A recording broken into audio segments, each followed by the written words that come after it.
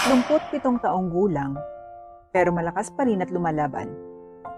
Ronaldo Buensia ang kanyang pangalan. Si Ronaldo ay isang tapat at mabait na tao. Mahal ng lahat ang mga katulad niya.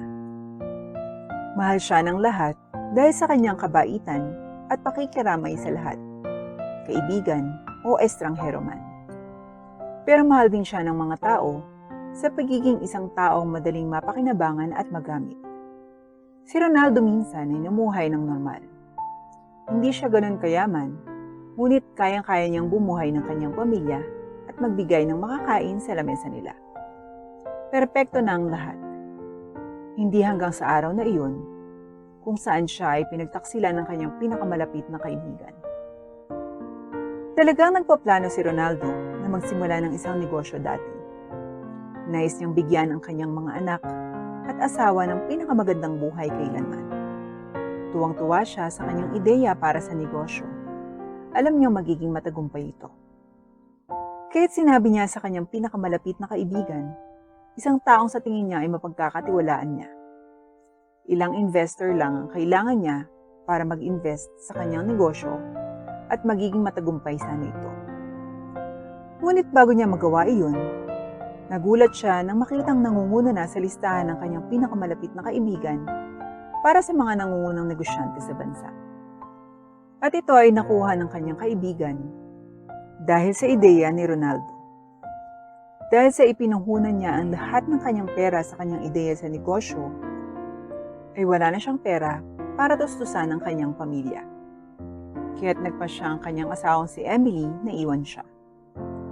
Lalong nadurog ang puso niya nang malaman niyang si Emily ay sumama pala sa matalik niyang kaibigan na si Juanito, kasama ang kanilang kambal na anak. Ang parehong pinakamalapit na kaibigan na nagnakaw ng kanyang ideya at kumita ng pera para dito. Hindi lamang ninakaw ni Juanito ang kinikita na dapat ay kay Ronaldo, nagawa pa niyang nakawin ng kanyang asawa. Nawasak ng labis si Ronaldo. Siya ay nalumbay sa loob ng ilang buwan. Ngunit pagkatapos ng ilang buwan, kasama ang kanyang sarili, naisip ni Ronaldo na hindi siya maaaring umupo na lamang at maghintay para sa isang himala. Kaya't nagpa siya si Ronaldo na tanggapin ito sa kanyang sarili at maghanap ng trabaho. Mahirap maghanap ng trabaho, ngunit pagkaraan ng mahabang panahon, sa wakas ay nakahanap din si Ronaldo ng trabaho. Ang trabaho ay maging isang taxi driver. Hindi nagustuhan ni Ronaldo ang kanyang ideyang sumakay ng sasakyan, ngunit wala siyang pagpipilian. Kung wala siyang trabaho ay magugutom siya dahil wala siyang pambayad sa pagkain. Naalala ni Ronaldo ang oras kung saan aksidente niyang minaneho ang motorsiklo ng kanyang kaibigan at bumangga ito sa puno. Nasira ito at kailangan niyang magbayad ng malaki para dito. Mula noon, masyadong natakot si Ronaldo na magmaneho ng anumang sasakyan. Ngunit nang makita ang kanyang sitwasyon, wala siyang pagpipilian. Nagsanay si Ronaldo ng ilang linggo. Sinubukang kontrolin ng isang kotse na pinahiram sa kanya ng kanyang kaibigan. Nagkaroon siya ng ilang mga pagkakamali habang siya ay nagsasanay, ngunit ang mga pagkakamali ay normal dahil tayo ay tao. Pagkatapos ng lahat, ang mga tao ay nagkakamali. Ang mga araw ay naging linggo, at ang mga linggo ay naging buwan. Sa wakas ay oras na para kumuha ng pagsusulit si Ronaldo para sa kanyang driver's license. Naghintay sa labas ng examination room ang kaibigan niyang nagpahiram ng motor na si Alan, habang agresibong kinakamot ang sarili. Siya ay dumating upang suportahan ang kanyang kaibigan, at pagkatapos ng lahat, ay siyang nag-alala sa mga resulta.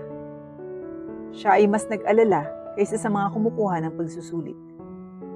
Nang makita ni Alan na bumukas ang pinto, agad siyang tumakbo at hinanap ang lalaking may kulay abong buhok. At si Ronaldo iyon. "Ronnie Boo!" Pang-aasar sa kanya ng kaibigan niya habang tumatakbo nakataas ang mga braso kay Ronaldo.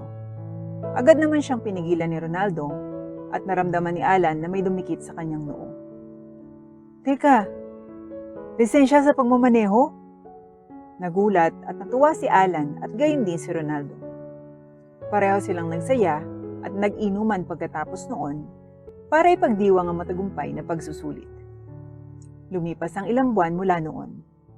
Ilang buwan mula nang bumangon si Ronaldo at sa wakas ay nakahanap ng trabaho upang patatagin ang kanyang buhay. Naging maayos ang lahat para sa kanya. Siyempre namimiss pa rin niya ang kanyang mga anak, ngunit alam niya na nararapat sa kanyang mga anak na magkaroon ng mas magandang buhay kasama ang kanilang bagong ama. Bagamat labis ang pagkamuhi ni Ronaldo kay Juanito, mabait pa rin siya para patawarin ito at hayaan siyang maging bagong ama ng kanyang mga anak. Naging maayos naman ang lahat. Hindi hanggang sa isang nakamamatay na araw. Kabababa lang ni Ronaldo ng pasahero sa isang mall sa syudad. Habang papaalis na sana siya para maghanap ng bagong pasahero, nakita niya sa gilid ng kanyang mata ang isang lalaking nakasuot ng red velvet suit na nakatayo sa gilid ng kalsada. Nakatingin ang lalaki sa kanyang relo, kaya hindi nakita ni Ronaldo ang kanyang mukha. Ngunit pinuntahan pa rin niya ang lalaki, sa pag-aakalang may balak itong sumakay. Si Ronaldo ay pumarada sa tabi mismo ng lalaki at natuwa siya na ang lalaki ay talagang pumunta sa kanyang kotse. Binuksan ito at pumasok sa loob. "Villanueva Homes, please," sabi ng lalaki habang nakatingin pa rin ito sa kanyang relo. "Okay po, sir," sagot ni Ronaldo na hindi makilala ang taong nakaupo sa likuran niya. Ngunit hindi iyon nalalapit sa kabaligtaran. "Ronaldo?" Nauutal na sabi ng lalaki sa likod niya.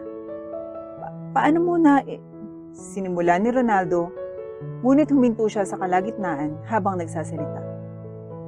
Napatingin siya sa taong nasa salamin niya. Si Juanito yun. "Ronaldo," sabi ng dalawa habang nakatitig sa isa't isa, gamit ang salamin. Si Ronaldo ang unang nagsalita. "Villanueva Homes po, di ba?" Inosenteng tanong ni Ronaldo at nagulat siya nang may marinig na tumatawa sa kanyang likuran. "Driver ka na lang pala?" Tumawa si Juanito kay Ronaldo.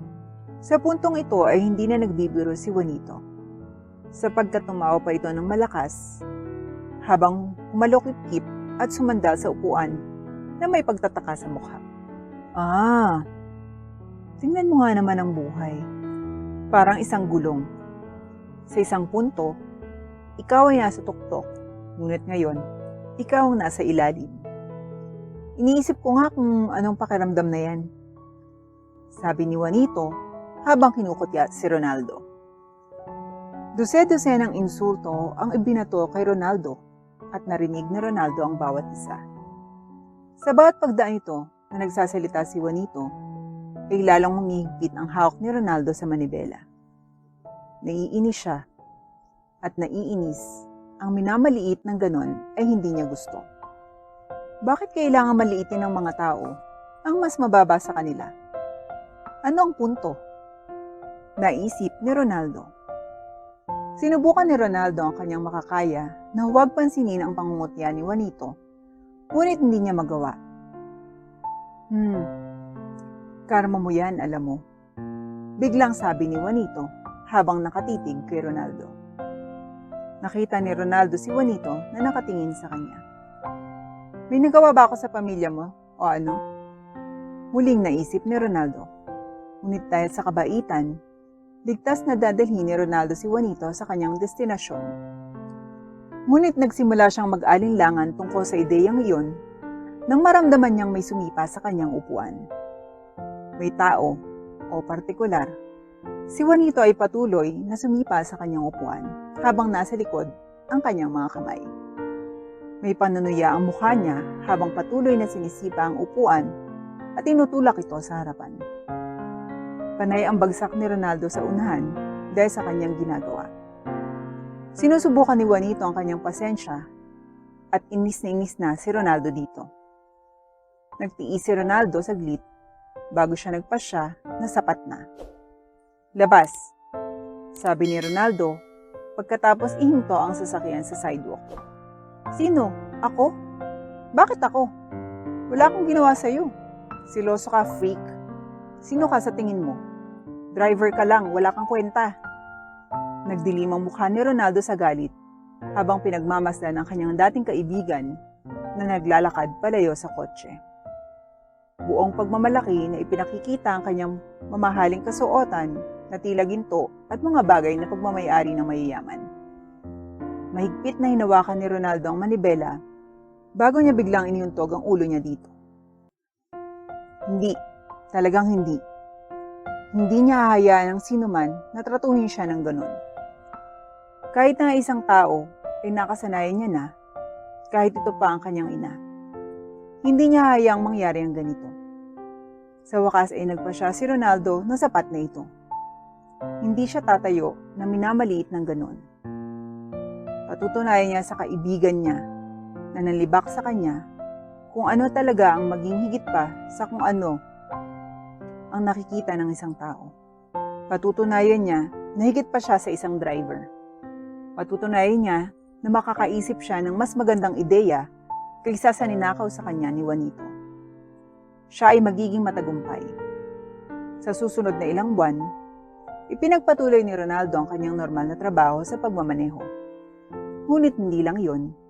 Kasabay nito, ay gumagawa siya ng isang personal na proyekto sa loob ng kanyang tahanan. Ang proyekto ay nakakatulong at ito ay gagawa ng pagbabago sa mundo. Kung ang proyekto ay mapapansin at bibigyan ng buhay. Namuhunan siya ng kalahati ng kanyang kita sa proyektong ito. Sinigurado niyang kaunti lang ang kakainin, ngunit nakakain pa rin ng masusustansyang pagkain dahil ang kalusugan ay kayamanan. Kailangan niyang maging malusog. Buwan ng pag-iisip at pagpaplano, dahan-dahang binuo ni Ronaldo ang kanyang master plan na magbabago sa kanyang buhay magpakailanman. At para sa pinakamahusay. Dumating ang Disyembre. 11 buwan na ang nakalipas mula nang simulan ni Ronaldo ang kanyang personal na proyekto. Isang engrandeng pagtitipon ang ginanap para sa mga nangungunang negosyante at inimbitahan si Juanito. Sa nakalipas na 6 na buwan, hindi ganoon kaganda ang ginagawa ng kanyang kumpanya. Hindi niya alam kung ano ang susunod na gagawin. Dahil dito, bumaba siya sa ibaba ng listahan para sa best businessman in the country. Nagtaka pa nga ang ilan sa mga bisita kung anong ginagawa niya roon, ngunit hindi pinansin ni Juanito dahil sa sobrang kumpiyansa at pagmamalaki nito. Kahit na ang kanyang asawang si Emily ay nanliliit sa kahihiyan sa tabi nito. Hinimok ni Emily si Juanito na huwag pumunta sa takot na mapahiya ang kanilang mga sarili, ngunit pinilit ni Juanito at ngayon ay nandoon na silang dalawa. Si Emily ay nagdurusa sa kanyang kahihiyan, ngunit ang ulo ni Juanito ay nasa ibabaw ng ulap. Ilang sandali pa, sa wakas ay nagsimula ng kaganapan sa pambungad na pahayag ng MC. Nagpalakpakan ng lahat. Ngayon, bago tayo magsimula, nais kong ipakilala sa lahat ang isang espesyal na bisita. Ladies and gentlemen, aking ipinakikilala, Mr. Ronald Abuentia. Nagpalakpakan at naghiyawan ng lahat. Lahat maliban kay Juanito at sa kanyang asawa na natulala sa kanilang mga upuan. Ronaldo, or Ronald na ngayon, he apparently changed his name. Iwinagayway ni Ronald ang kanyang kamay at yumuko at bumati sa lahat ng pasasalamat. Maraming salamat sa inyong lahat. Ako ay nagagalak na... Anong ginagawa mo dito? Sigaw ng isang boses ng isang lalaki. Napatingin ang lahat nang makita si Juanito na biglang tumayo at nakaturo ang hintuturo kay Ronald. Samantala, ang kanyang asawang si Emily ay mahigpit na hinawakan ang kanyang manggas at sinusubukang hilahin siya pabalik upang iligtas ang kanilang sarili mula sa kahihiyan. Ngunit huli na ang lahat. Napatingin ang lahat sa dalawa. Hiyang-hiya si Emily, samantalang si Juanito ay nag-aapoy sa galit at selos. Ninakaw ni Juanito ang ideya ni Ronald dahil gusto niyang maging mahusay kaysa sa kanya. Ngayon, Hindi ko ito matatanggap, bintang ni Juanito na ikinagulat ng lahat. Nagulat sila ng isang baliw na tao ay nandoon na maghagis ng kanyang akusasyon sa isang nangungunang negosyante sa gitna ng isang formal na selebrasyon. Guard, paki-escort si Mr. Juanito at ang kanyang asawa palabas. Hindi ko pinapayagang pumunta rito ang mga taong may ganyang pag-uugali. Sambit ng isang lalaking nakasuot ng golden suit at siya ang host ng event. Sa kabila ng mga reklamo ni Juanito, kinaladkad pa rin siya ng mga gwardya sa labas, kasunod ang kanyang asawa. Pagkatapos noon, ay nilapitan ng host si Ronald. Sorry po sa mga nangyayari, Mr. Ronald. Everyone, huwag na lang po nating hayaang masira ang selebrasyon dahil dito. Ipagpatuloy po natin ang pagsasaya. At ipinagpatuloy ng lahat ang selebrasyon. Tumango si Ronald dito bago tumingin sa pinto kung saan ay lumabas si Juanito. Sino ngayon ang nasa itaas? Aking matalik na kaibigan.